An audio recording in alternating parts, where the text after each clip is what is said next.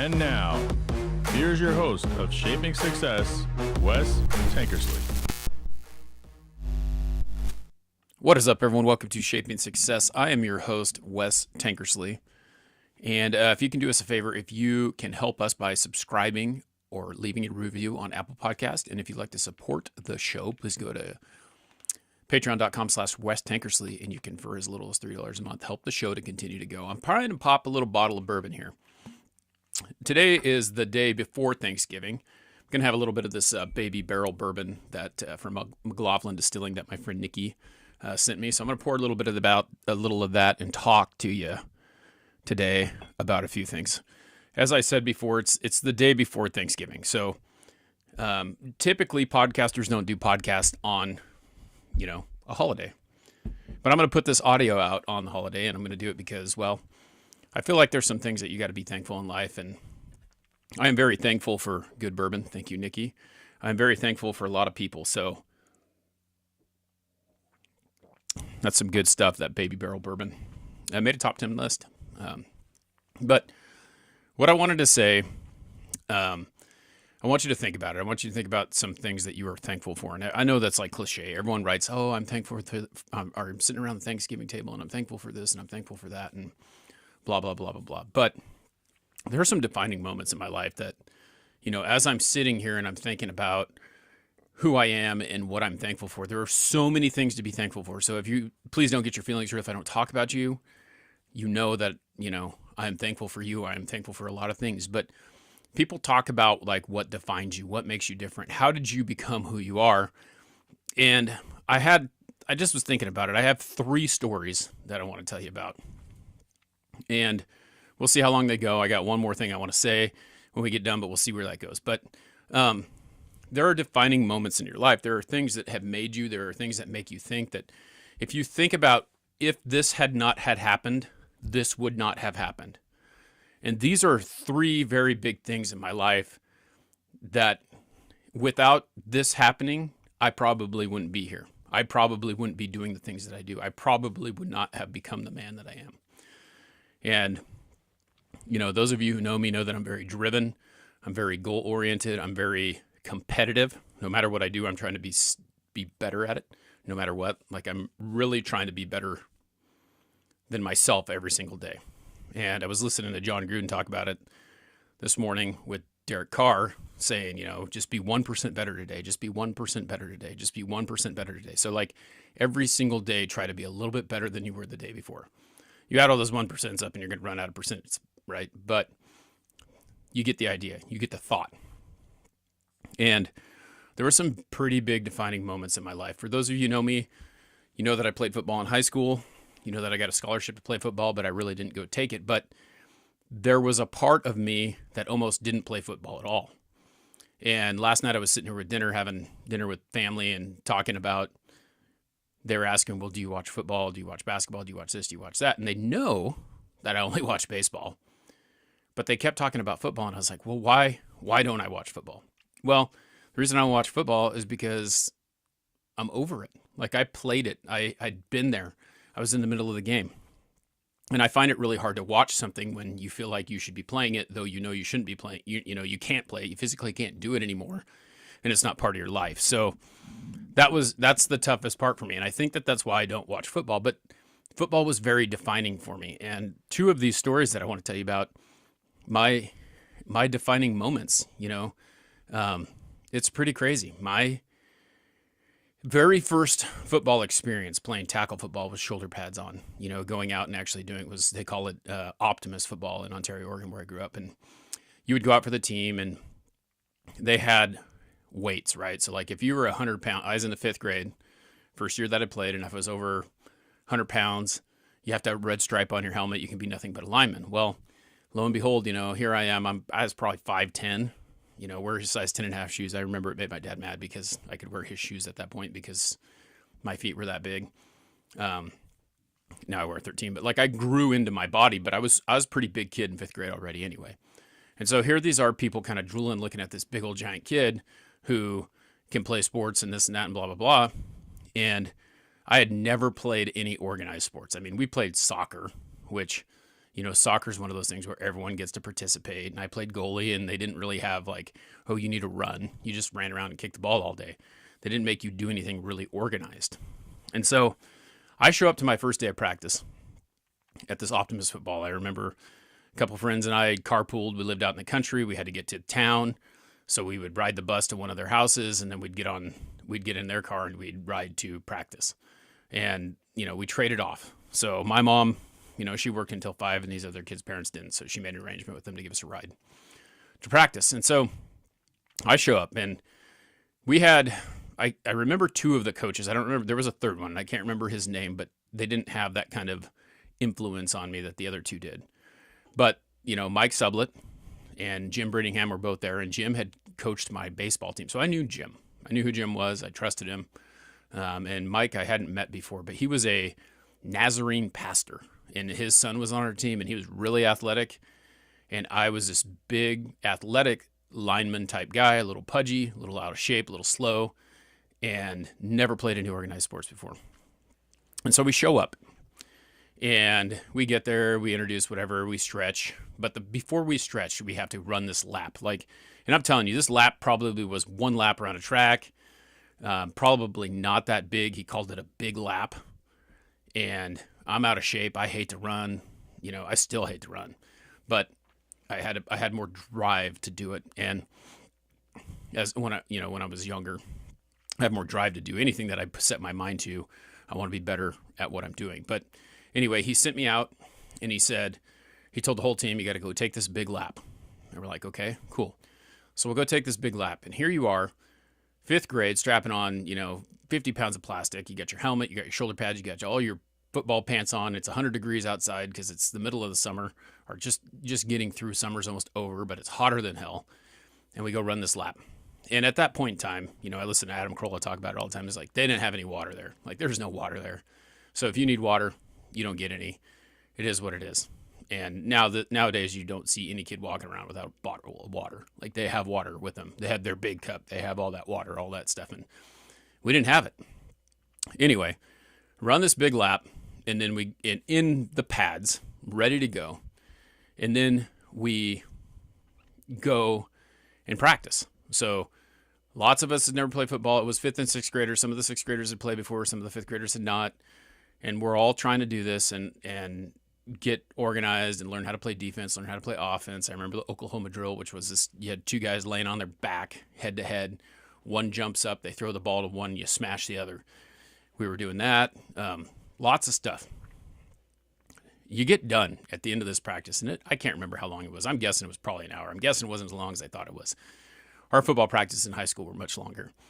But at the end of practice, it was like, okay, you're done.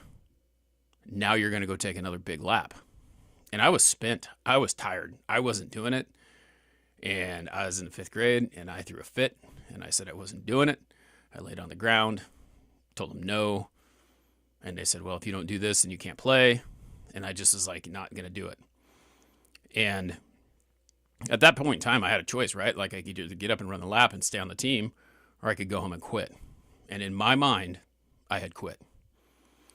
My mom came out, they kind of walked me off the field because she was there to pick us up.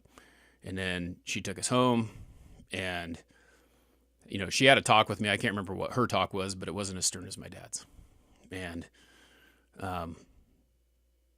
Dad came home, and when Dad got home, there was a little bit different scenario for me at that point. It was either you get back on that field, or, you're going to get a spanking, or you're going to get this, you're going to get that. So he literally told me that he did not raise a quitter, and this was the justice back then. And he spanked me, and he said, I don't raise a quitter. You start something, you finish it. That's all there is to it. And I am so thankful for that moment, that it has been burned into my mind that this is what I had to do. This is where I am. This is the type of person I am. And had he not done that for me, had he not, forced me to go back and do the work, had he not done that, it would have changed the trajectory of my whole life. I would have been a completely different person. Things would be way different than what they ended up being. And it's just something that I cannot get over. It's something that's burned into my mind. And anytime I think about, not making it, I think about that. What would there be? And I'm not telling you that I've never like quit on anything before, because I've had to, because it's a shift. You sometimes have to make a shift, but in that moment it was, this isn't going to happen. So it drives you to want to do more. It drives you to want to be better. It drives you to continue to keep pushing and to keep working and to keep going. And that was that moment. That's when it started. And it wasn't the first time. It wasn't, it was the first time that I really had that moment. But my dad had lost his brother in high school, and he was the baby. So, there were 6 of them, and my dad was the baby, and he lost his brother in high school. And his brother had a lot of 4-H projects and a lot of things that he had to take care of. So he essentially became the person who had to take care of this. And he was a freshman on the football team, and he really wanted to play. But at that point in time, because of the things that happened, he couldn't do it. And that was what drove him to push me to continue to do it, because he lost out on that opportunity and he knew what it was like. And a lot of times as kids, we don't understand that scenario. We don't understand that situation. And so it was really a defining moment for me. And, like I said, that wasn't the last time that happened, because it happened again, and it seems like it happens in like a 4-year spurt for me. It's weird the way that it works out, but fast forward, I was in the 5th grade at that point, and the next time that this happened, I was a freshman in high school. And, football, like I said, was something that, I went to school to be a football player. Like, I didn't go to school to be a student. It wasn't what I did. And it was really apparent after I graduated high school, because I went through some stuff in high school, and I didn't get very good grades. Like, I was probably like a 2.6 GPA through my junior year. And then it came around that like, hey, you got to get a better score on the SCT, on the ACT to get into college. You want to play football? I was good enough to play football in college. You got to do these things, right? Well, freshman year, I walk in there, and I was good. Like, I was good. There was, in Ontario, there wasn't any kids that started on, there was one kid that started on varsity as a freshman at that time that we knew of. We always talked about it. Oh, Tyler Ballstrom, he started as a freshman. He is a starter, and as a freshman linebacker on the varsity, and there was no one else. It was always, you're either sophomore, junior, senior, mostly junior, senior, and you never really got there. Well, at this point in time, I was, 6'3", 260, my full-size playing weight, like I am right. It's probably about where I am right now. And I just kept, what happened is I go to practice, there was JV freshmen, we were together, and then there was varsity. Well, every so often they would take me over to the varsity, because I was a big kid, and they're looking at me as, next year, probably potential starter on the line. And, I'm the future. And so, it started out, I was going to varsity practice here and there. They'd pull me over to go do the drills or go do the scout team or whatever when they were doing scrimmages and stuff. And then they started to pull me over there every day. Okay, now you're not going to practice with the JV. You're going to play with the JV. So you're going to go down, you're going to play with the JV, but you're not going to play but you're going to practice with the varsity. Great. Bigger guys, stronger guys. I'm making myself better. It's going to be awesome. Okay. So about two games left in the season before the playoffs. I'm over there practicing with them, and I see it. I can taste it. I'm on the sidelines for one game. The next game, I'm dressed down, not getting in the game, but I'm going to get in the game. Like, if they get ahead, I'm going to get in the game. I'm going to be able to show them what I'm going to do. Didn't get in the game. And then the following week, I was pretty sure like I was going to get in the game. I walk into my PE class, and one of my friends at the time and I had like some sort of misunderstanding where he just started punching me. Like we were probably talking shit as, these little kids do, and, the freshman kids do, and back and forth to each other, teasing. And then, sometimes it goes too far and then one person gets offended and then they get all pissed off. Well, whatever I said, he decided he's going to come swing at me, and he starts swinging at me, and I grab him. And I'm bigger than this guy, a lot bigger than him, but he's a black belt in judo, whatever. It didn't really matter. I grabbed him. I held him on the ground. The teachers came over. I didn't punch him. I didn't do anything. I just stopped him from punching me. And then we both get sent to the principal's office. So when we get sent to the principal's office, he's in there. There's a principal and two assistant principals.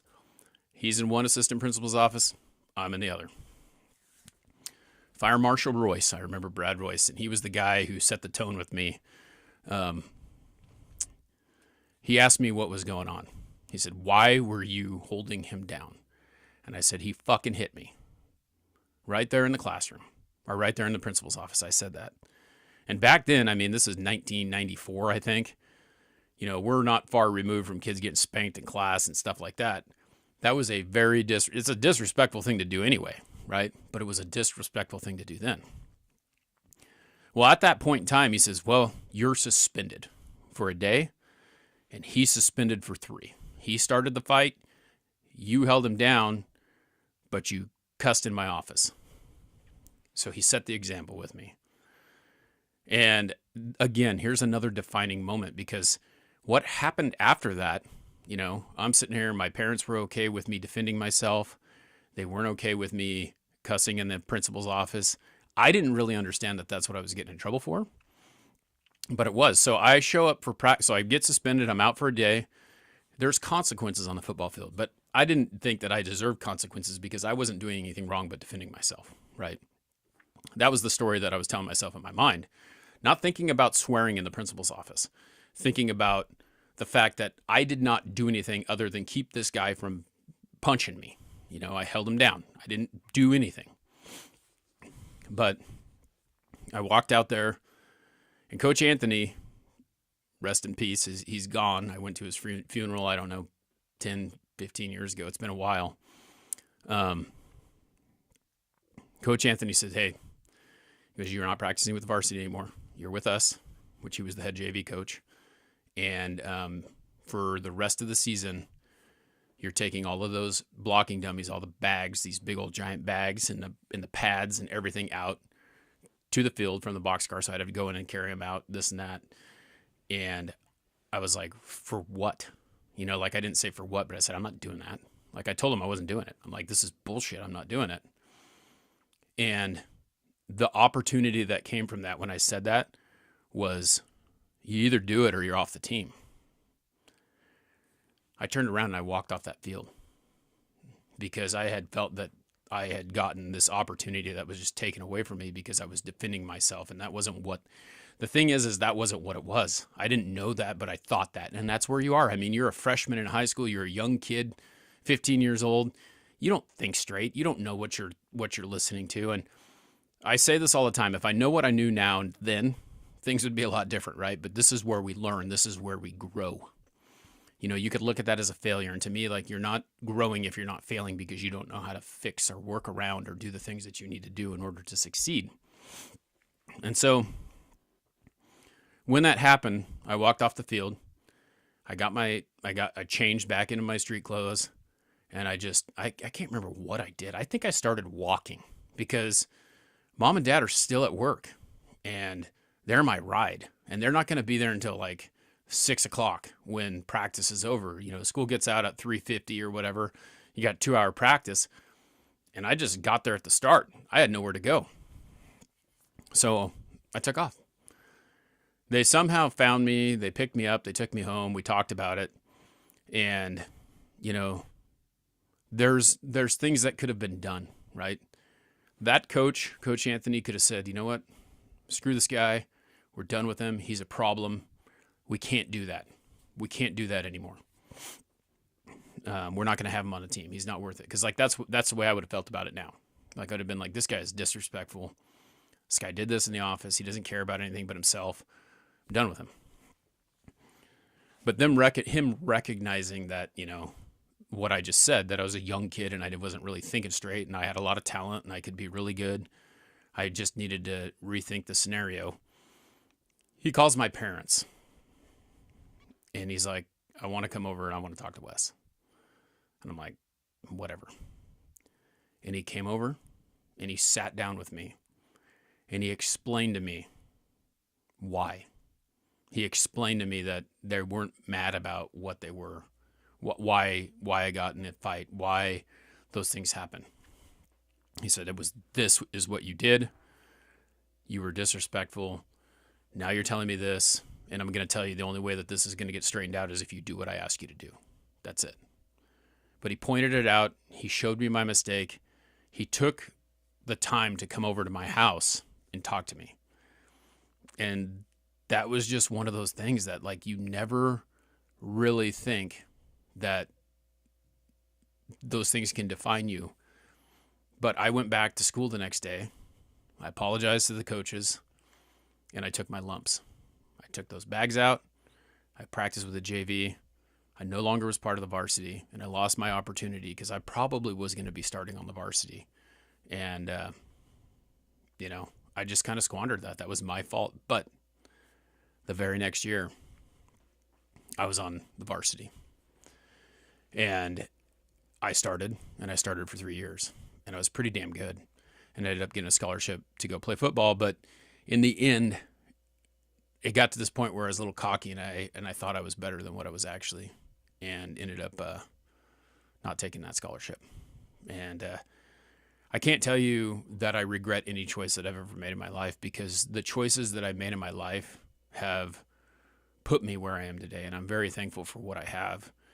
I'm very thankful for who is in my life, which brings me to my next story, which probably one of the reasons why I chose not to go to Southern Oregon University and play football, but one of the best decisions that I made in my life. I knew. So fast forward, to my senior year, there was this girl that I had met. I was looking for a scholarship. I was hoping that I was going to go to Oregon or Oregon State, Pac-10 at the time, play D1 football. And Coach Hedrick, who was the head football coach, defined a lot of things and helped me become who I am. I hope to have him on the podcast one day. I had Coach Oliva on. I stay in touch with Coach Taylor, Coach Feely, all coaches. Coach Anthony passed away, but all coaches who defined who I am and kind of helped me shape myself into who I am. And but he was sending out tapes. We were trying to get into a school. No one was knocking, really. I mean, Southern Oregon was knocking. Tom Powell came and talked to me, and we sat down, and ultimately I decided to sign my letter of intent to Southern Oregon. But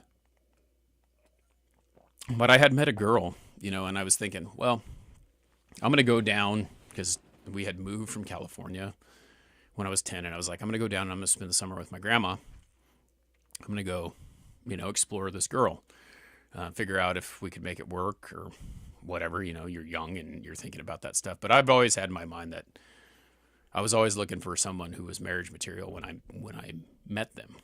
Why would I waste my time, basically trying to figure out if this was the right situation for us? And so I went down there with that mentality, thinking that was going to happen. And what I found out was that wasn't what going to happen. Called the girl, no answer. And we played this duck, like she was ducking me the whole summer. I was there for 3 months. She was ducking me the whole summer. And finally, you just decide you got to live your life. This is what you're going to do. And when I had got there, my grandma said, you're here now, and I probably should have discussed this with you, but if you're going to stay with me in the summer, you're going to have to go to church with me every Sunday. And I was kind of like, I love my grandma. I'm going to do what she wants. I didn't really have a need to go to church. I didn't really think I needed to go to church. And so, but because grandma wanted me to, I was going to do it. And another one of those things that just kind of magically happened. But I had gone to church. My cousin Chris was a worship leader. He's now a pastor. He was dating this girl who happened to have a friend. And we ended up hanging out. We spent time together the whole summer. I was hanging out with Chris, his girlfriend, this girl, her brother, and this girl's sister. Like, we were just all summer long hanging out. And then I started to realize that this other girl, kind of seemed interesting. And she took me to my very first Giants baseball game, which I'm a huge baseball fan, which is funny because I was terrible at baseball. I played them all 4 years in high school. I was not very good, but I loved the game. And I went to my very first baseball game. They were playing the Cubs, I believe. And I'll never forget, because I've asked Russ Ortiz to be on the podcast because I want to talk to him about it, but Russ Ortiz hit a home run. A pitcher. The pitcher hit a home run. They won the game, but the pitcher hit a home run. So it was kind of crazy to see that happen. It was 1999. It was the last year they played at Candlestick Park. I had never been to a game. I'd watched tons of them on TV. And so we jump in this Suburban, and all the kids go in the Suburban. So my cousin was driving, his girlfriend was there, like they took turns driving, and this girl was sitting in the back, and I'll never forget staring. Like I'm in the middle, because if you've ever been in a Suburban, it's got 3 rows of seating. It's huge. It's a monster, big old giant thing. She's sitting in the back. Now, my cousin's driving, and I'm in the middle. And I've got a shot in the rear view mirror at this girl behind me in nothing but eye contact the whole way to San Francisco from Salinas. And I was just like, man, she's got beautiful eyes. And, we just didn't really say anything. It was the funniest thing because we didn't really say anything the whole time. Like, never really talked to her. Like I'd have a few sentences here and there. We'd go to church. We went to the game.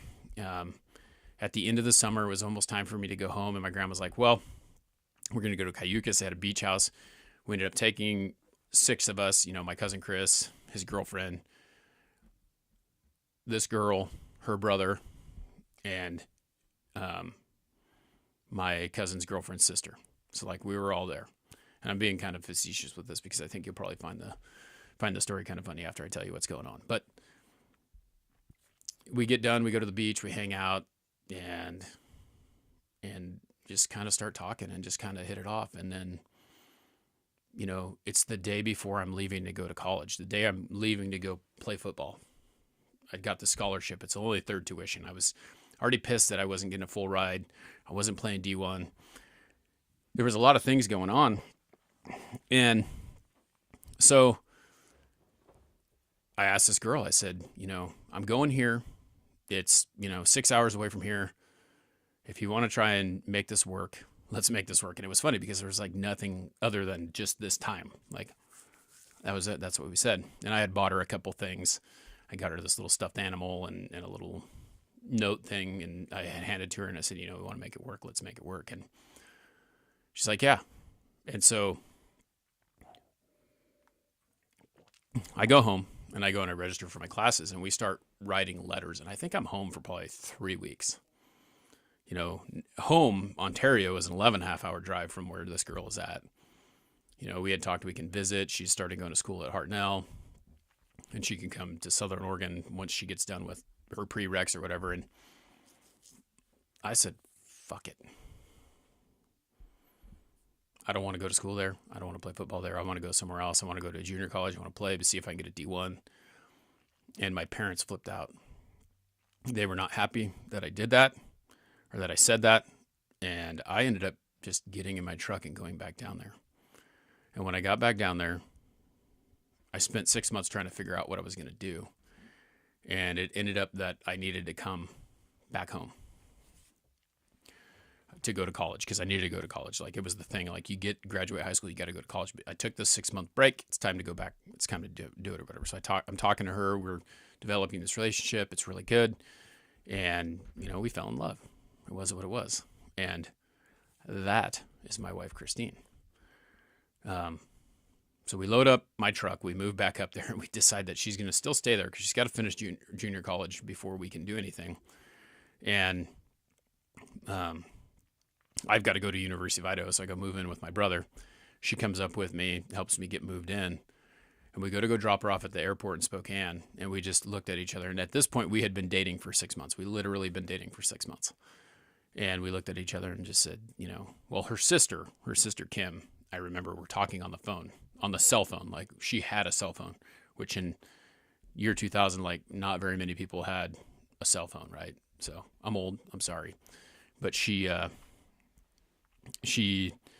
was talking to her sister on the phone and she goes, why don't you guys just get married? And like at this point we knew that we were going to get married. Like we knew it was going to happen. So why prolong it? And that was it. We decided to get married in June of 2000. We got married and it's been the best thing that's ever happened to me. But with all those other things not happening, that would have never happened. And I never would have been the person who I am. And so had that girl answered the phone call, it'd have been a different story. Had Coach Yancey not showed up at my house, it would have been a different story.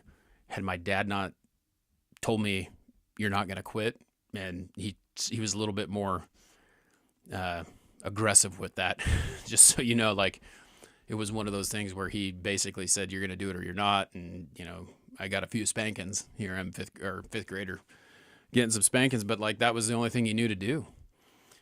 And all of those things that happened were defining.